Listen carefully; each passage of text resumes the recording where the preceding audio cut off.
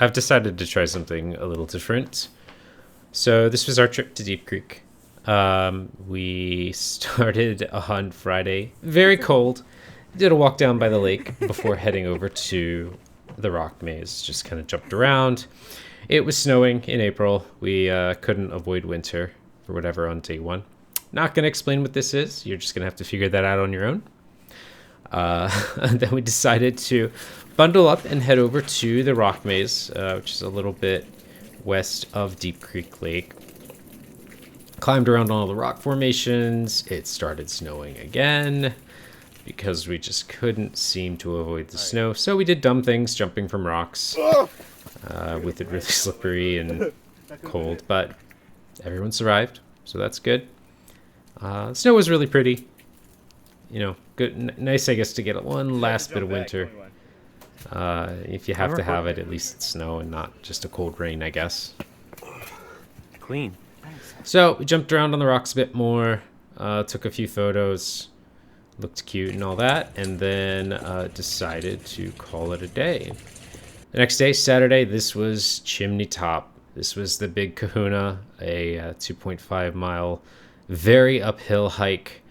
But the views, the views were so rewarding, especially when we got to the top.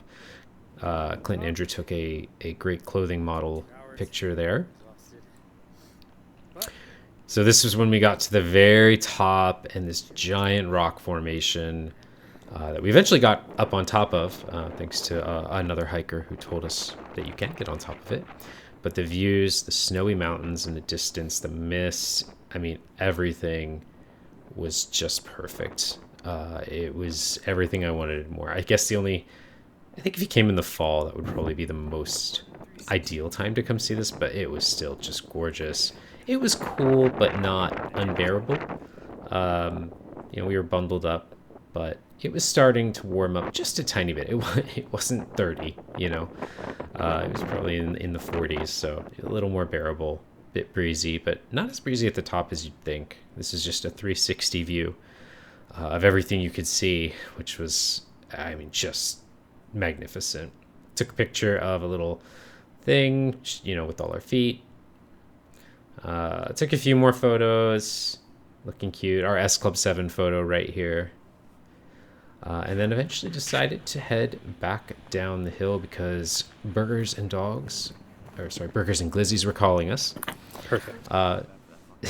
So we got down to the hill and began to drive back for a chill evening with some burgers, glizzies, and some fire. Nice warm fire to roast some mellows. So we did that as well.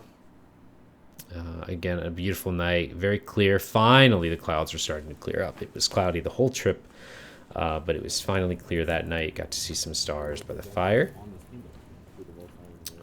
And, have one last night before we all started to split up. At this point now, some of the group went to an abandoned mine shaft, I assume to hunt ghosts, and headed back home. And I went onwards to Ohiopyle State Park. So this was a park that was kind of on my way to where I was staying in Ohio. So it's actually in Pennsylvania, despite the name.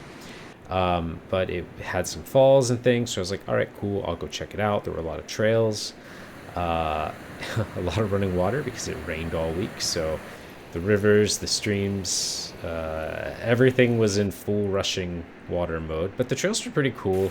Not as muddy as I thought it was going to be. A lot of the trails had you walking up streams on flat rocks. The rock formations here, I think, were the highlight. In a lot of places, just really unique rock formations. Here's the cave underneath of the Cucumber Falls, which was really cool. So it was kind of like a carved out cave. But that was the Little Falls, and then eventually I moved over to the Big Falls after taking a break to have a snack by the water. So you can see the flat rocks here as well that you kind of climb upon. This is the Big Falls that is in town. So I sat and had another snack here and felt the mist. It was really, really nice, really beautiful as well. Train came by, some Amazon a rainbow even on the river there. So a lot of fun. Really beautiful. It's called Ferncliff Trail. It's about a 3 mile trail, but it was pretty flat, pretty easy, not too muddy. So beautiful walk through the forest. Then went to Ohio and decided, you know what? We're going for it. We're going to drive all the way to Lake Erie. We drove to a little town called Geneva State Park. Had a beautiful beach with lots of shells and rocks on it. And I said, this is where I'm going to make my stand. This is where I'm going to try to see the eclipse. So there were planes flying. There were people boating and jet skiing. Pretty lively area. I was kind of out on a rock pier, a man-made rock pier. I went all the way out to the end and kind of sat on this buoy so that I could look back at the beach and the sun. So as it got closer and closer, of course, I'm not knowing what to expect. I'm getting nervous and anxious, and the mist across the lake started to look cool. The halos started to appear around the sun, and a plane flew right over top of me. Actually, this was almost a little scary because I was like, this plane is super low, and it flew directly over top of me. But that was kind of cool. So yeah, just flying by, I guess, letting people know that the eclipse is about to happen. And then my camera starts to get shaky from here because I'm not looking at my phone really much at all. I'm looking directly at the sun. I'm just, words can't describe it. I'm not going to try to. Depictions of art and renderings can't prepare you for what you witness. It's engraved into my mind, and obviously you're seeing the sun there, but it looks nothing like that. I mean, it's like CGI on another level, but real. With your naked eye, and it took so long to process. And then the sunsets on all sides, especially on the lake, was just incredible. I mean, just incredible. I was shaking, but not because I was cold, because I was just so absolutely stunned. Just by the whole experience, it was perfect. It was everything I could have wanted and more. The 7-hour drive home, not so much, but I would have done it for a 14-hour drive home, to be honest. So after seeing the diamond ring show up and the glistening and the big bright white flashes, then it was, before you knew it, it was over. The eclipse had finished, and people started to go about their bird and plane business there, and that's the end of the trip. So all in all, incredible experience.